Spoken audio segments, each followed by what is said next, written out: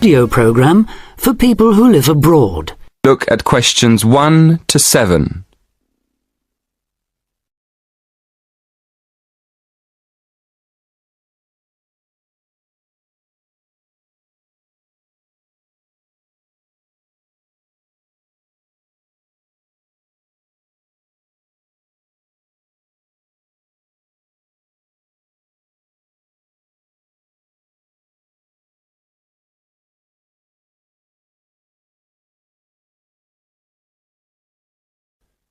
Now we shall begin.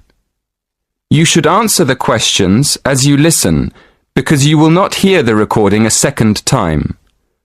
Listen carefully and answer questions 1 to 7. You're listening to Expat News, a weekly broadcast for the English-speaking community in this great city. In today's programme, we'll be hearing from Tom O'Hara, who's going to tell us about all those different associations you can join. Tom. Good evening. Yes, in a city with so many of its residents born outside the country, it's hardly surprising there's such a huge range of expatriate clubs and societies. And many of these, of course, are aimed at English speakers.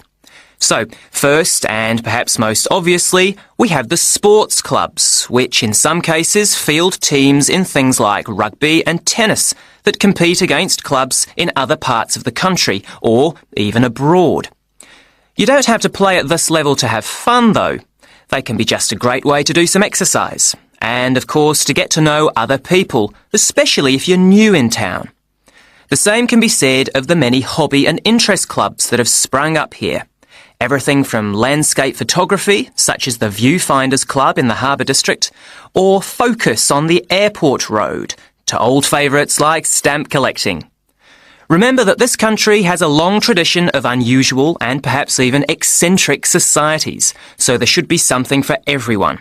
A place where you can meet people of different nationalities with the same social and/or cultural interests as you. For those who may be interested in rather more than just friendship, there's a wide range of lively social clubs. Several singles associations organise dancing of various kinds, while for people in a real hurry, there's speed dating, in which everyone talks to everyone else for just 5 minutes. Then, at the end, they decide which of them they would like to meet again by ticking their names on a list.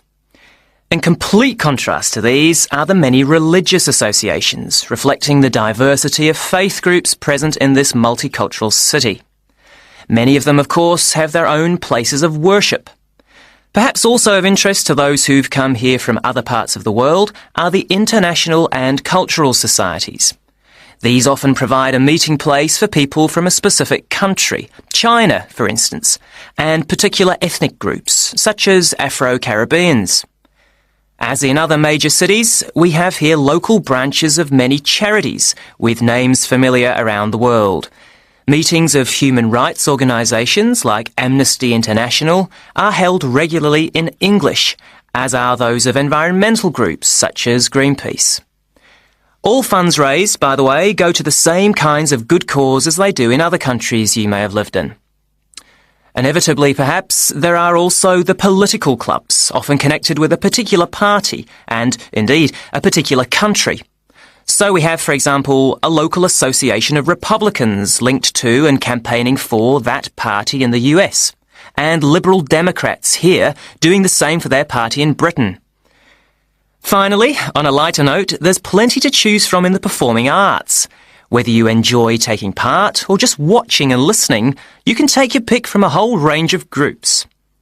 To take just a couple of examples, there's light opera at the Memorial Hall in the city centre, or a very lively amateur theatre company in the Park District.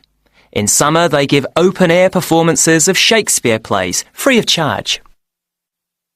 Before you hear the rest of the conversation, in the exam you will have 20 seconds to look at questions 8 to 10.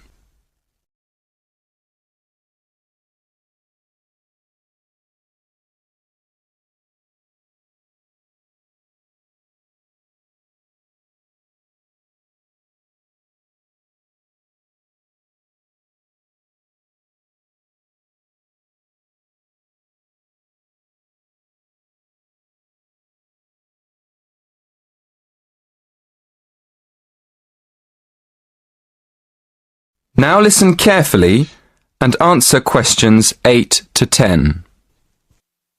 I should mention at this point that clearly some districts have a higher concentration of English-speaking clubs than others, and that certain parts of town tend to specialise in particular activities. An obvious example would be the number of water sports clubs down near the river. Whatever the number, though, they usually have one thing in common. With the exception of a few associations linked to particular countries and supported by their embassies here, in the vast majority of cases, it is the individual members who fund them, so an entry fee or a subscription will be charged. You may be used to council-subsidised sports centres and the like in your home country, but I'm afraid that's not the case here.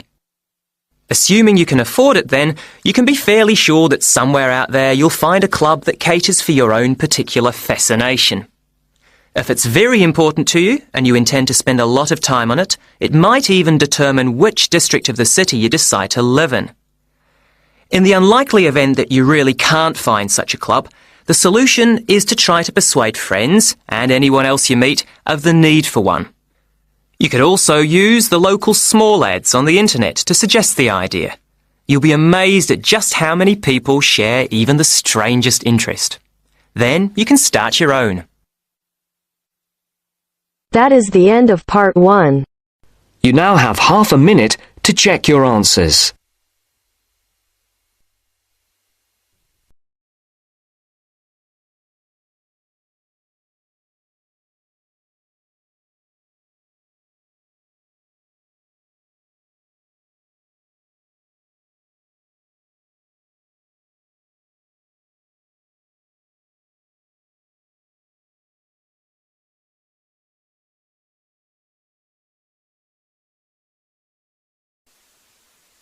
Now turn to Section 2. Section 2. You are going to hear a student arranging to transfer between English classes. She is leaving a message on the language department's answering machine. The student's name is Mei Lee. First look at questions 11 to 17.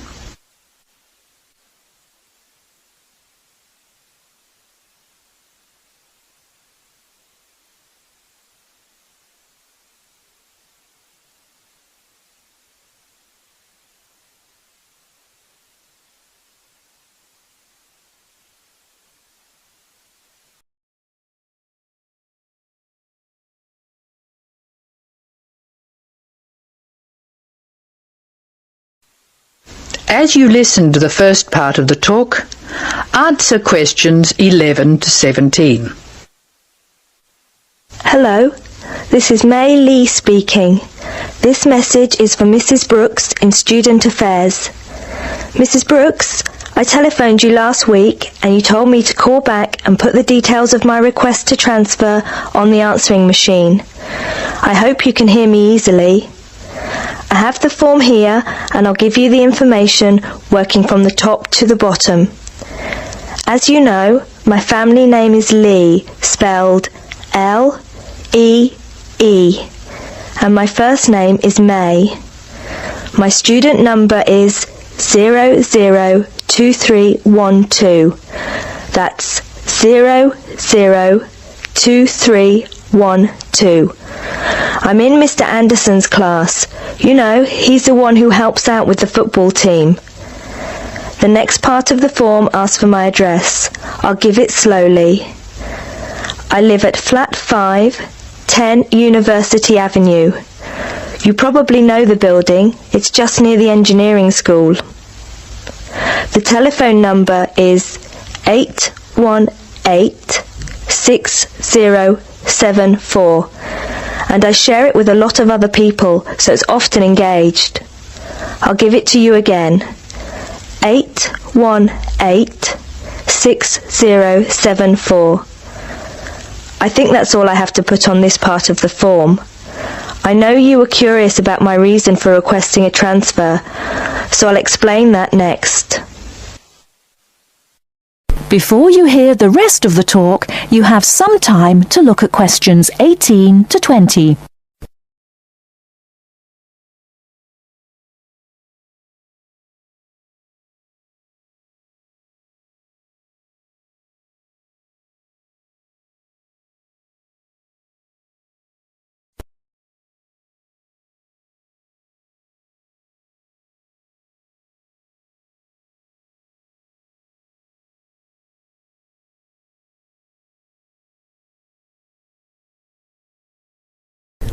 Now listen and answer questions 18 to 20.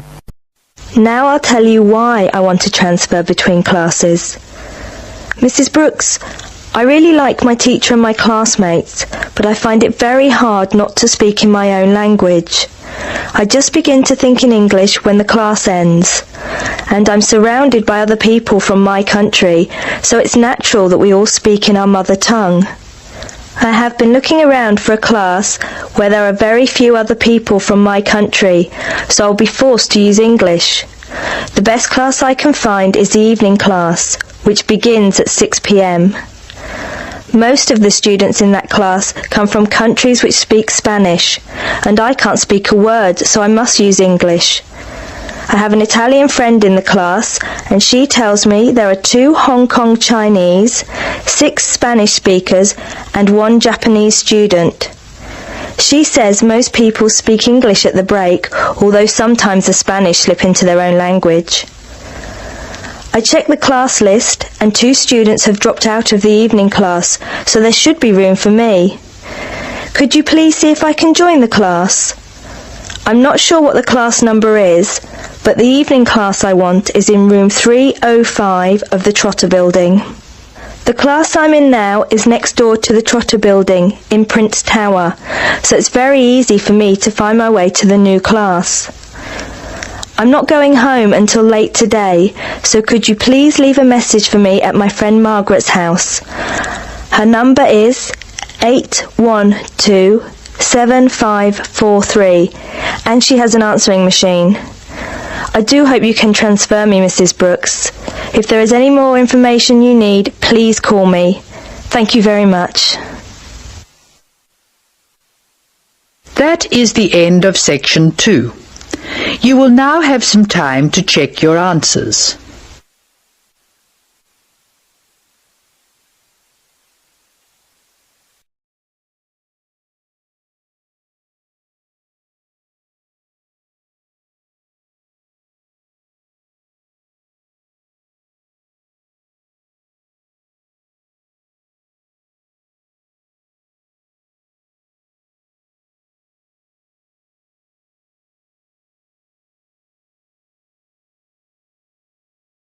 Now turn to section 3. Section 3. You will hear a conversation between a student and her professor talking about a summer course. First, you have some time to look at questions 21 to 24.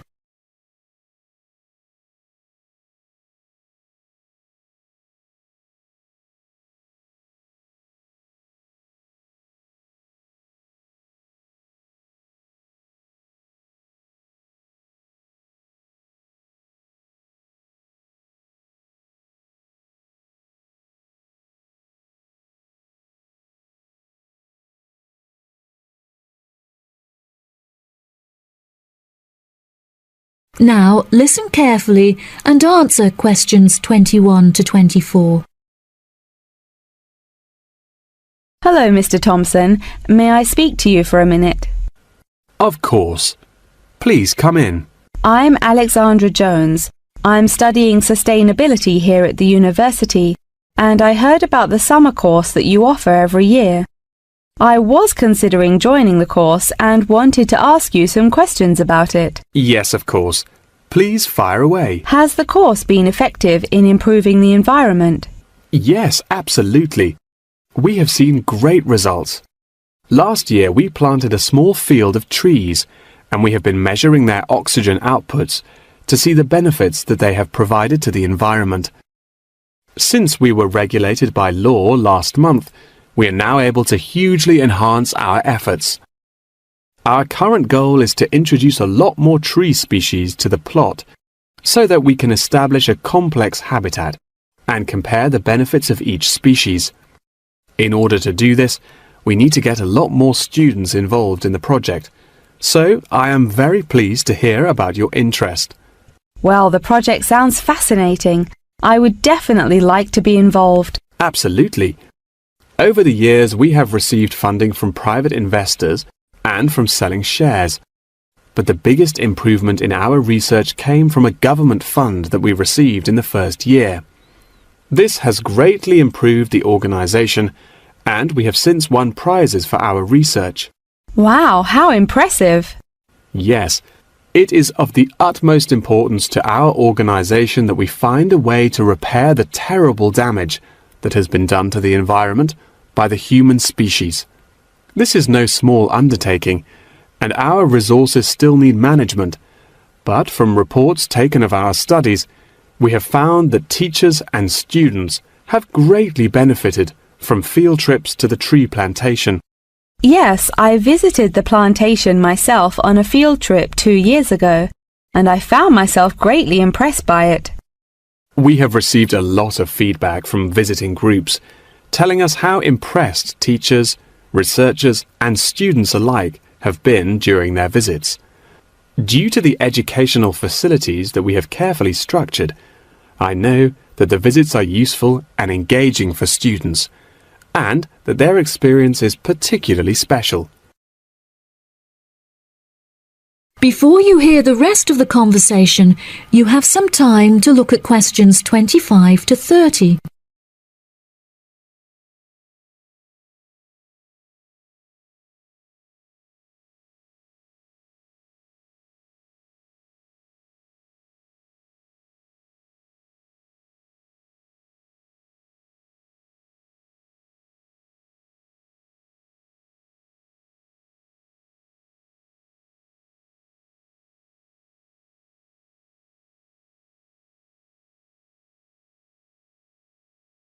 Now listen and answer questions 25 to 30.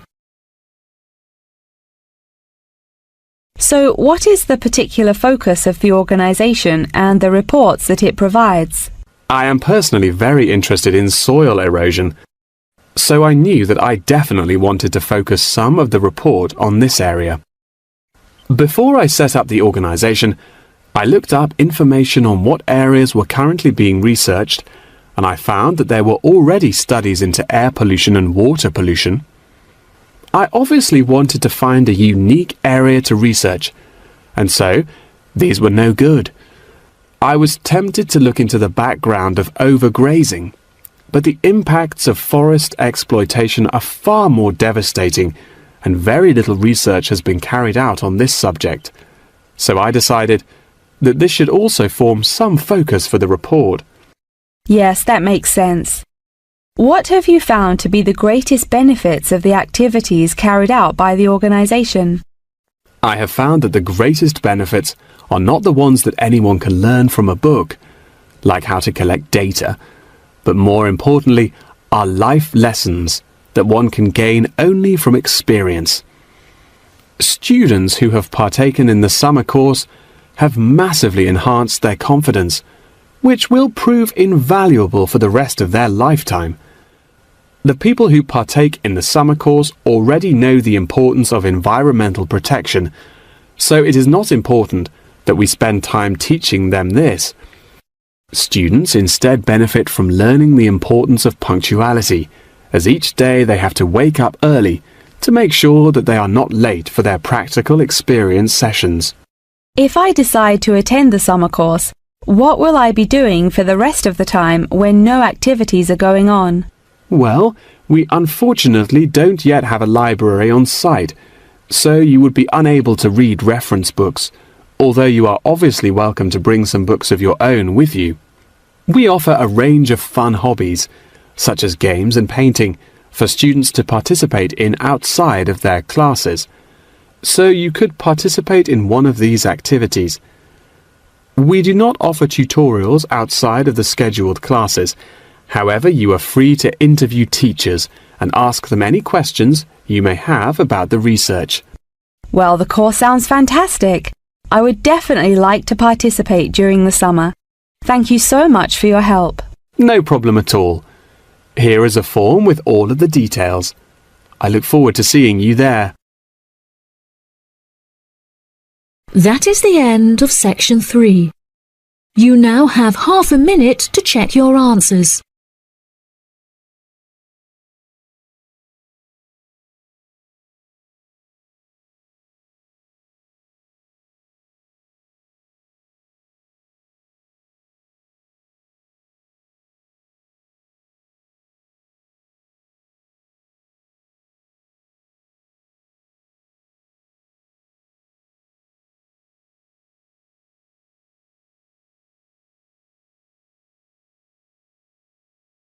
Section 4.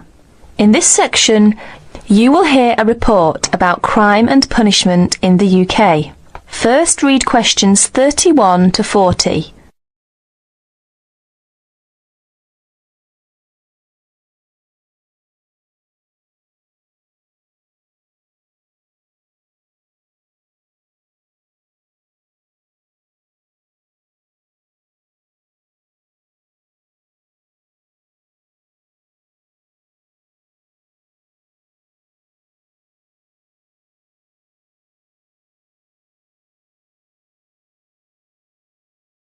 Listen to the report and answer questions 31 to 40. Like many other countries, Britain has experienced a great increase in criminal activity of nearly every kind. Nearly 5 times as many acts of violence were reported to the police in 1997 as 20 years before. Although most burglars are not caught, those who are caught overload the courts and prisons. Although the courts try, in theory at least, to use probation, community service, and other devices to avoid sentencing people to prison. The 50,000 people in prison are more in proportion to the population than in any other Western European countries. Vast sums are being spent on building new prisons, but the prisons are still overcrowded, and the humiliation suffered by their inmates makes rehabilitation difficult. Many prisoners are released early on parole. The prisons in England are run by the Home Office, though each prison has a local board of visitors who make reports about conditions and also deal with serious bad behaviour. Normally, prisoners are released after serving 2/3 or less of the time for which they were sentenced. But an offence in prison may be punished by the loss of some days of remission. There are several kinds of prisons, including open ones, and some prisoners go out to work in groups outside. Prisoners who want to study for examinations are helped to do so, and there are training courses in prisons. But in practice, some spend little time outside their cells. Most crime is committed by young males, and is opportunist and is not planned by hardened professional criminals, although these do exist in most common people's view. Crime tends to be concentrated in large cities and urban areas. About 94% of offences recorded by the police in England and Wales are directed against property, but only 5% involve violence. Rising affluence has provided more opportunities for casual property crime. In 1977, for example, car crime was only 1/10 of total crime, but this has risen to about 28%. The demand for and supply of illegal drugs had been an increasing factor in the incidence of crime in recent years. Regular crime surveys are undertaken in England and Wales, Scotland and in Northern Ireland. In 1999, a survey in England and Wales asked respondents for information about how crime had affected them in 1998. It estimated a total of 15 million crimes in 1998, the majority of which were against property. Violent crime accounted for only 5% of the total, while 36% involved vehicles, 9% were burglaries, and 30% other forms of theft. These surveys, the 5th of which is in progress, indicate that many crimes go unrecorded by the police, mainly because not all victims report them. That is the end of section 4. You will have half a minute to check your answers.